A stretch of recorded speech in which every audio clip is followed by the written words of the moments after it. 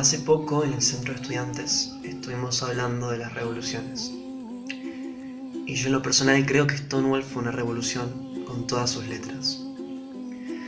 Fue algo como un sentimiento, como una energía que estaba dentro de todos los miembros de la comunidad y esa madrugada simplemente explotó. Fue inesperado, porque lo que ocurrió ese año no fue más que la culminación de un largo proceso represivo de una sociedad entera hacia un grupo de personas que solamente eran ellos mismos. Hasta ese entonces, el ser una persona fuera de la norma podía significar muchísimo más que solamente la muerte. Significaba la deshumanización total de un individuo, una vida basada en miedo, horror, torturas y un fuerte rechazo por todas las esferas sociales. Lo expulsan de su lugar de origen, por el simple hecho de su orientación, identidad sexual o expresión de género. Esta denigración no solo les causaba un vacío y dolor absoluto a las personas de la comunidad, sino que también les generaba un efecto opresor por el simple hecho de no poder ser ellos por miedo a que les ocurra algo. Y estas personas eran las principales agresores. Y fue gracias a toda esta violencia, a toda esta marginación, que se crearon las houses. Las houses eran como grupos de apoyo y de refugio para todos aquellos miembros de la comunidad LGBT que eran rechazados. En ellas se manejaba una especie de calor, de cariño humano y de especie como familiar, por así decirlo. Creo que es una de las cosas más hermosas y positivas de este periodo histórico. Esta iniciativa de la comunidad trans sirvió para alegrarle la vida a un montón de personas. En las houses existían las mothers, que eran como usualmente las más grandes del grupo, que se encargaban de que todos los miembros que se juntaban allí pudieran comer, pudieran bañarse. Este era un lugar digno y lindo para todos. Y a veces, si tenían un poco de suerte, ellas luchaban también para que distintos miembros de la comunidad pudieran cumplir sus sueños y aspiraciones. Todos estos grupos houses, se juntaban en discotecas, en bares nocturnos, a competir con otros grupos, torneos de distintas categorías. Por ejemplo, Bow, que es uno de los bailes que a mí más me apasionan. Aunque esta red de apoyo hayan colaborado un montón con la situación de la comunidad, nada los salvaba del ambiente hostil al que tenían que verse enfrentados en su día a día. Los crímenes de odio, las injusticias, la prostitución como única salida laboral, un montón de denigraciones de las que no podían escapar. Y por más que pudieran salir a discotecas a entretenerse, nada les aseguraba que esa noche podía ser una buena noche. Las redadas policiales eran súper comunes en esa época. Se cerraban fiestas, se cobraban multas y la mayoría de los bares tenían que pagar coimas altísimas para hacer fiestas. Así también fue el caso de Stonewall.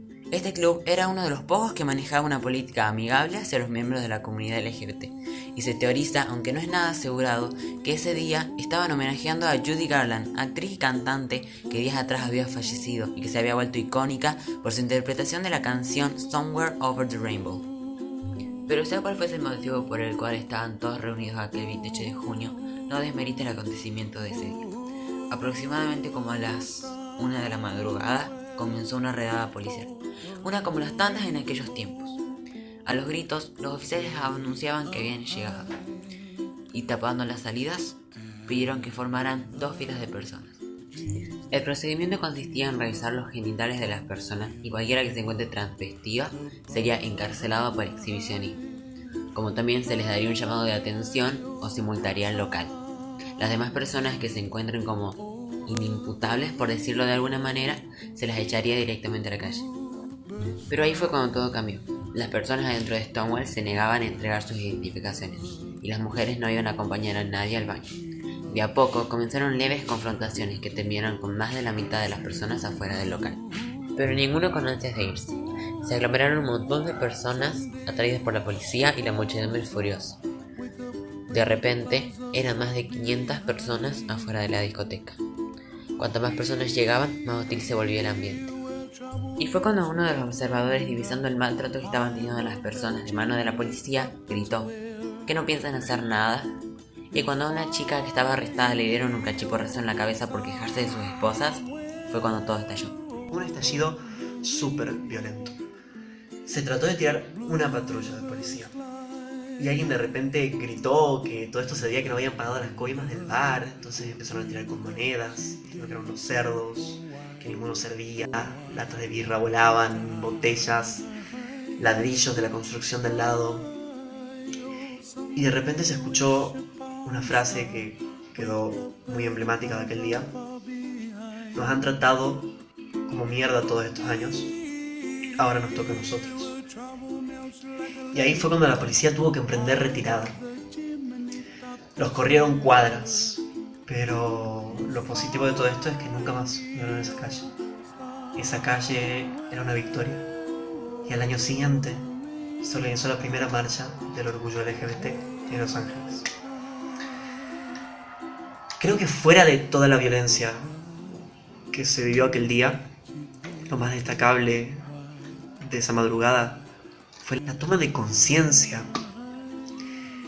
¿Por qué ellos deberían tener un poder sobre nosotros? ¿Por qué si al final todos terminamos siendo seres humanos? Creo que esta dignificación, este orgullo, fue la victoria máxima. Hola a todo el mundo, mi nombre es Mariano Michel Valdés Díaz y soy bisexual. Hola, soy Augusto Dietrich y soy no binario. Hola, soy Joaquín Díaz y soy parte de la comunidad LGBT.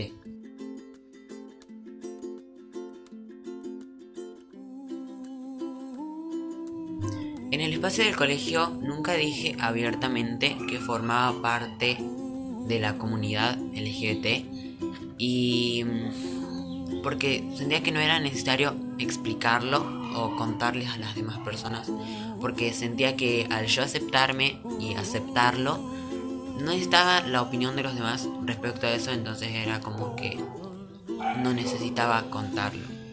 De todas formas, en el colegio por lo general son todos muy inclusivos con los estudiantes, solamente que de vez en cuando tiran unos comentarios como retrógrados o fuera de lugar que no van directamente hacia mí, como no buscan herirme a mí principalmente, pero que en cierto punto me llegaron a afectar y me hicieron replantear muchas cosas. Creo que las problemáticas que atraviesa un alumno que es parte de la comunidad LGBT durante el secundario son muchas. Creo que todas unen un poco su causa en el miedo y en la exclusión también. Una exclusión hasta a veces inconsciente, pero que se presenta siempre y no solo con personas que difieren en la norma en lo sexual, también en otros tipos de actividades, por ejemplo las recreativas. Ustedes piensen en su construcción de secundaria. En mi caso, por ejemplo, una que era solamente para varones, vos entrás y lo primero que se te impone frente a tuyo es una cancha. La norma es jugar en la cancha, y si no jugás en la cancha quedas fuera. Aquí, por ejemplo, en Tucumán, es muy normal cuando uno es niño y está empezando a ir a la secundaria y la matinés, y uno lo que ve en las matinés es un montón de parejitas heterosexuales, niños que se gustan entre sí, pero cuando uno no ve eso que es uno reflejado en lo externo, le da miedo a quedarse excluido, al no poder ser parte de todo lo que está pasando alrededor, y este miedo muchas veces hace que la gente se reprima las cosas. Esta represión genera muchas cosas dentro de los chicos, genera odios, desencuentros, y por más que sea difícil para toda esta gente que no logra identificarse y enorgullecerse de lo que es uno, también genera problemáticas para todos los que sí nos abrimos al mundo como tal, como somos. Por ejemplo, genera clandestinidades, genera muchos desencuentros entre personas. Muchas veces tuve que pasar por situaciones donde, por ser LGBT, mi opinión no valía como la del resto, o mi credibilidad era menos a la del resto, que cumplía la heteronorma. En mi caso no tanto, porque en el ambiente donde me crié fue bastante abierto y liberal, entonces expresar mi identidad de género no fue tan complicada en el aspecto, pero en el ámbito escolar siento que es más complicado porque no está la suficiente información en los alumnos, entonces no comprenden, no entienden qué es lo que se está expresando, entonces les genera una confusión que no lo pueden expresar de alguna manera, por así decirlo, y por eso siento que sí, puede ser difícil. Y también respondiendo a la otra pregunta, el ambiente influye mucho. Si criamos a personas en un ambiente cuadrado, las personas no pueden salir de esos aspectos. Entonces, al sentirse diferentes, al no conocer más sobre el mundo exterior, no tienen cómo expresarlo y creo que es como mucho más complicado.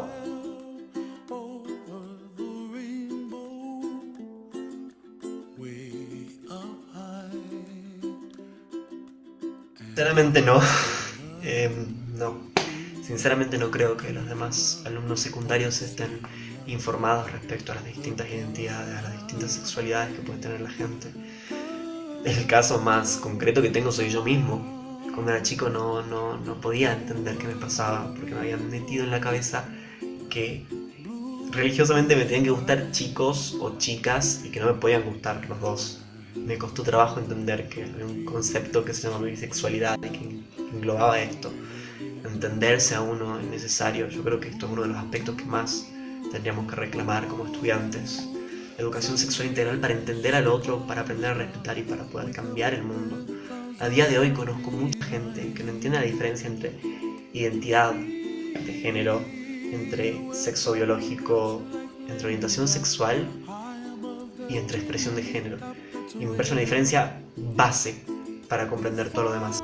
Yo creo que la mayoría de estudiantes secundarios de Tucumán no están muy informados acerca del tema porque, en mi opinión, las escuelas y colegios piensan que no es tan importante brindar esta información a los estudiantes, aunque yo creo que sí lo es, porque si queremos vivir en una sociedad mucho más inclusiva, todos debemos aprender acerca de estos temas que son como la diversidad y los temas relacionados a estos, como también el ser más empático y consciente.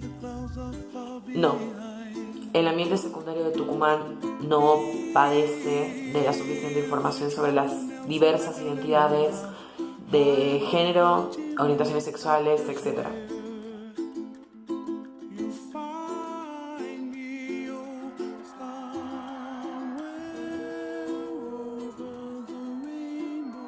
Uno de los consejos que les daría sería que sean ellos mismos, que se expresen, que no tengan miedo y que no están solos.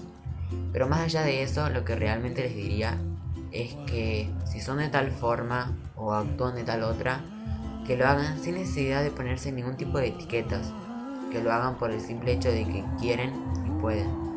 No necesitan enmarcarse para ser como quieren o como también amar a una persona.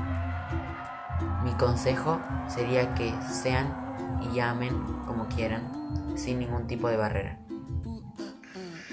Principalmente creo que lo más destacable en este día, el mensaje más importante que le tiene que llegar a toda esta gente es: no estás solo, nunca lo estás.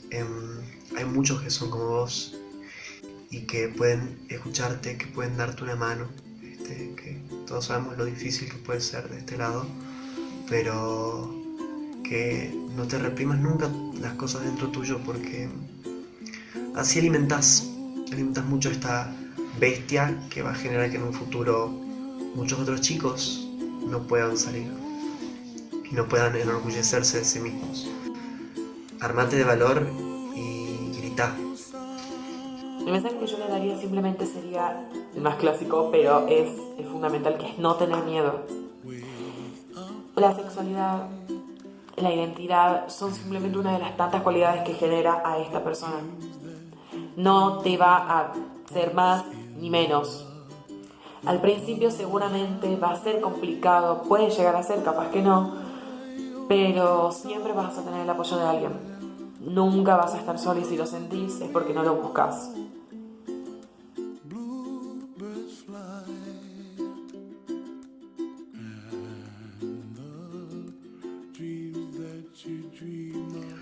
Hoy, más orgullosos que nunca.